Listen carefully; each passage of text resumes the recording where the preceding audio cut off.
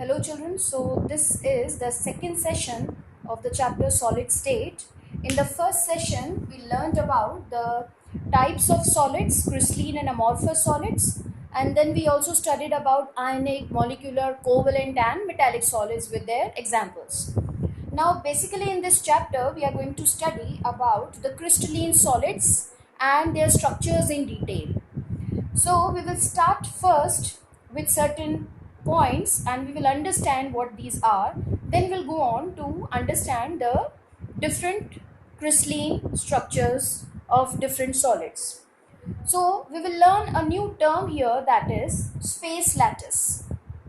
What is the space lattice? You know that the structural units in a crystal, that is in a solid, the structural units could be molecules, ions or atoms, anything. So these structural units are arranged in a closely packed fashion in a particular solid. So this arrangement of the structural units, it extends uniformly in all directions in space. So this three-dimensional arrangement of the structural units, whether molecules, atoms or ions, of whatever the solid is made up of, this three-dimensional arrangement of these particles in a crystal is called space lattice or crystal lattice, right? So suppose this is a crystal, any solid. The different particles in this solid may be arranged in a particular way, and the particular particles, ions, molecules or atoms, they might be arranged closely packed at certain points. So these points where these structural units are arranged, these points are called lattice points, and the whole three-dimensional network of these lattice points where the structural units are arranged or packed in a particular arrangement is called space lattice. So this three-dimensional arrangement of the structural units in a solid is called space lattice, and the particular points at where the particular units are arranged in the space lattice are called lattice points, right? Now, to study the whole crystal structure, we need not study the whole space lattice of the solid. In fact, we can study a unit cell of a particular solid. Now, what is a unit cell?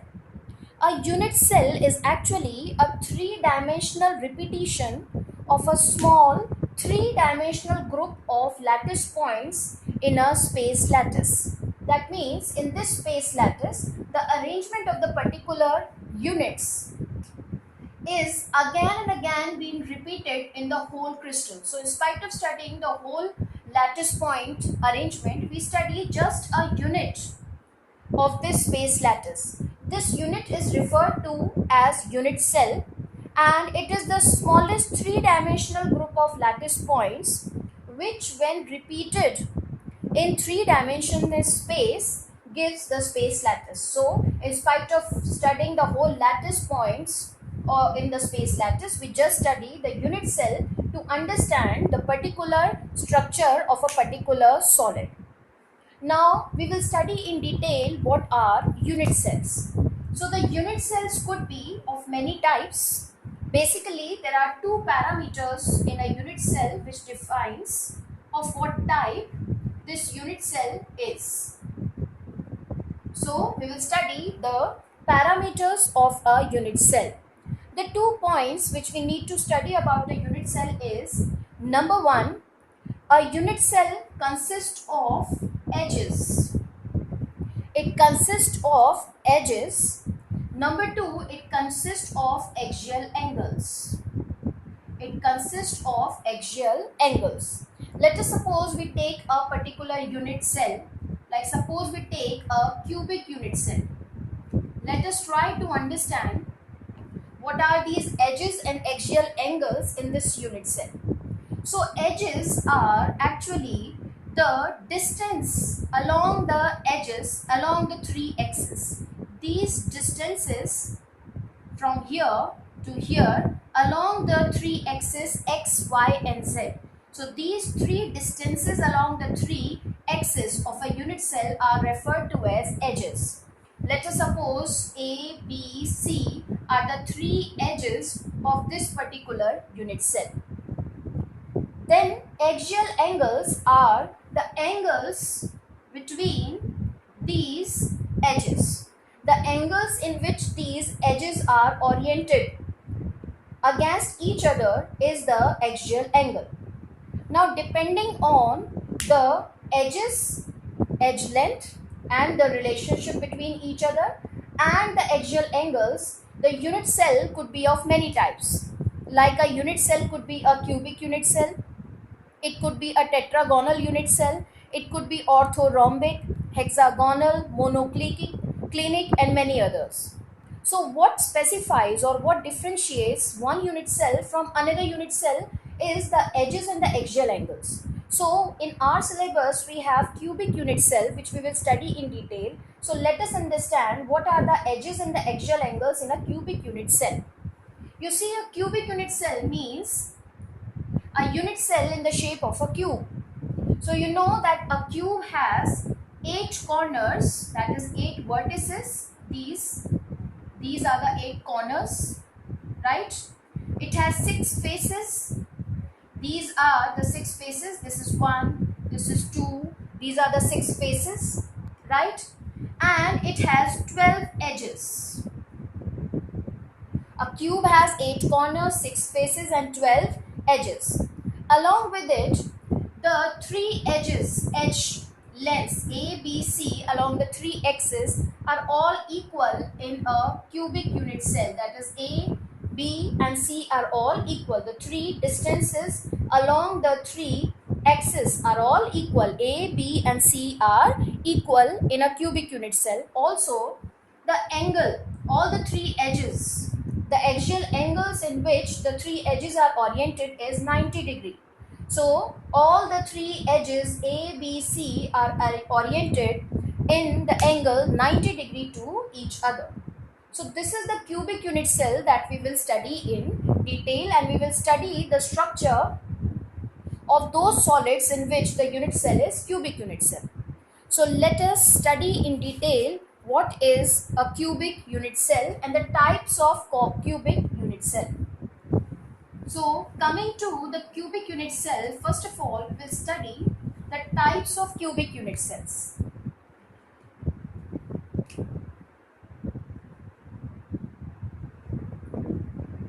So cubic unit cell is basically of 4 types, in which out of them the 3 are the main which are in our syllabus. The first type of cubic unit cell is the primitive or basic cubic unit cell. Primitive or basic cubic unit cell. Before understanding this, let me make a cubic unit cell over here again so that we may understand the different type of cubic unit cells. So this is a cubic unit cell. The first type of cubic unit cell is primitive or basic cubic unit cell. We will say a cubic unit cell is a basic one when the particles, constituent particles of which this solid is made up of, any solid which we are studying, the particle, those particles are present only at the corners of the cubic unit cell. When the particles are present only at the corners of the cubic unit cell, we say that the type of cubic unit cell is primitive. So here the particles are present only at the corners of the cubic unit cell. Number 2 is body-centered cubic unit cell. Body-centered cubic unit cell we also write as BCC, body-centered cubic unit cell. In a body-centered cubic unit cell, the particles are at corners. The particles are at corners like this only, but along with it, one particle is also situated in the body of the unit cell, that is in the center of the unit cell. So in a body-centered cubic unit cell, the particles are at the corners plus one particle is also at the center of the cubic unit cell. The third unit cell is face-centered unit cell, which we also write as FCC. Here the particles are present at the corners, the same, plus one particle each is present on each face. The particles are present on the middle of the or the center of the each face. So how many faces are there in a cubic unit cell? 6. So in a face-centered cubic unit cell, the particles are present at the corners and 6 particles are present at the face centers. Now these are the basically 3 types of cubic unit cell that we have in our syllabus. The primitive or the basic, body centered, in which the particles are present at the corners and one particle is at the body center. Third one is face centered, in which the particles are at corners plus the particles are at the center of each face. Now we will study the calculation of number of particles in a unit cell. So before we study the number of particles in a unit cell, we will understand certain rules. So now we come to another topic, that is number of particles in unit cell. This we need to calculate out the number of particles in unit cell. But before its calculation, we will learn certain rules to find out the number of particles in a unit cell. So what are the rules? Let us understand. Number 1 is that a particle which is at the corner of a unit cell is shared by 8 unit cells. So the particle which is at the corner is shared by 8 unit cells. Particle at the corner is shared by 8 unit cells, right? So when a particle is shared by 8 unit cells, that means the particle which is at the corner, its contribution to 1 unit cell is 1 by 8. So this is first rule that we have to learn, that a particle at the corner is shared by 8 unit cell. So its contribution to 1 unit cell is 1 by 8. Number 2, the particle which is at the face center. The particle which is at the face center is shared by 2 unit cells. It is shared by 2 unit cells. So when the particle at the face center is shared by 2 unit cells, then its contribution to 1 unit cell is 1 by 2. So its contribution to 1 unit cell is 1 by 2. Then the particle which is at the center of the unit cell, that is in the body center. The particle which is in the center of the unit cell, as you can understand, the particle which is at the center of the unit cell is not shared by any unit cell. It is not shared by any unit cell. So it has the complete contribution to 1 unit cell in which it is present, because it is not being shared by any other unit cell. So the rule is that the particle which is at the body center, its contribution to 1 unit cell is 1. So these 3 things you will learn, that the particle at the corner, its contribution to 1 unit cell is 1 by 8. The particle at the face center, its contribution to 1 unit cell is 1 by 2. And the particle which is at the body center, its contribution to 1 unit cell is 1. Considering these rules now, we will learn how to calculate number of particles in the unit cell. Let us first calculate the number of particles in simple, cubic or primitive or basic unit cell. Simple or basic or primitive cubic unit cell. So we just studied previously that a simple cubic unit cell is the one in which the particles are only at the corners. Here the particles are only at the corners. So what will be the number of particles in a simple cubic unit cell?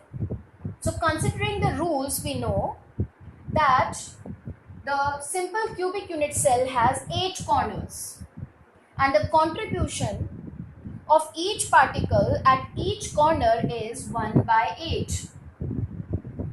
So in a simple or basic cubic unit cell where the particles are only at corners, the number of particles come out to be 1.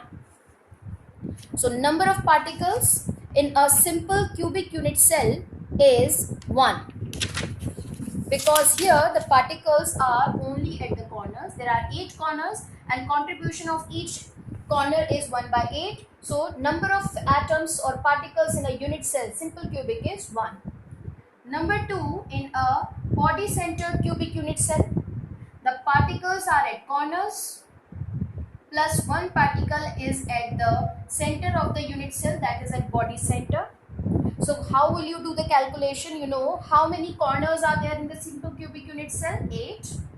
Contribution of each corner is 1 by 8 plus there is 1 particle at body center. How many particles? 1. And what is its contribution? Total 1. So the number of particles in BCC unit cell comes out to be 2. Similarly, the face-centered cubic unit cell. In the face-centered cubic unit cell, that is FCC, particles are at the corners plus at the center of the face, center of each face.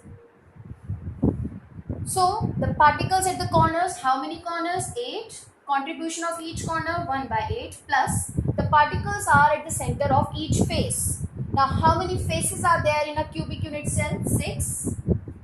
And what is the contribution of the particle at the center of a face? 1 by 2. We learned in the rules. So how many total particles? 4. So number of atoms or particles in FCC unit cell is 4. So let us recall. In a simple cubic unit cell, the number of particles per unit cell is 1. In body centered cubic unit cell, the number of particles in a unit cell is 2. And in a face centered cubic unit cell, the number of particles are 4. So this way we have calculated the number of atoms or particles in a particular unit cell. Children, we have certain numericals on this part. Let me just tell you one more table that you have to learn, and then we will discuss the numericals on the basis of these two things that we just discussed. So number 1, there are you have numericals in your syllabus on the basis of these number of particles, which involves the formula making. Second, in your books there is a table given where there is a relationship given between the radius of atom and distance between nearest neighbor in a particular unit cell. So those who do not have the books, just go through this table that I am making over here. So the table is like this. We have a unit cell. Then we have radius of atom, that is R. And then we have distance between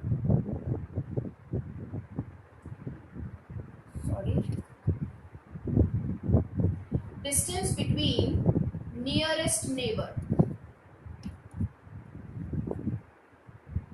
that is small d. Now let us understand what is this. This radius of atom is in particular unit cell, simple cubic, body centered or FCC.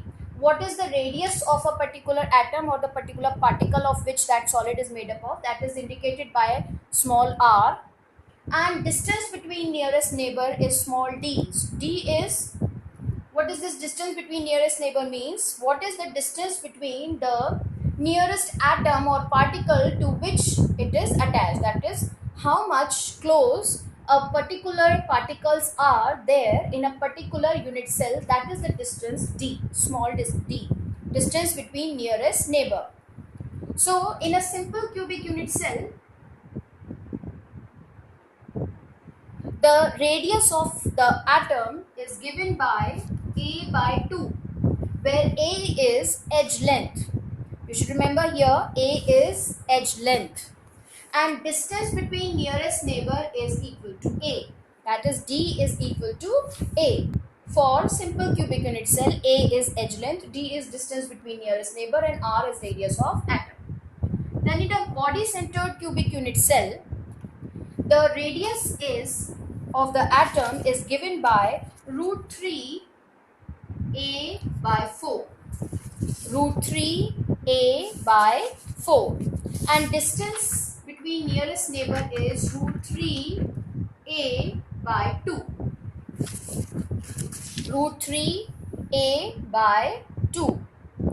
Similarly in FCC, the radius is given by a by 2 root 2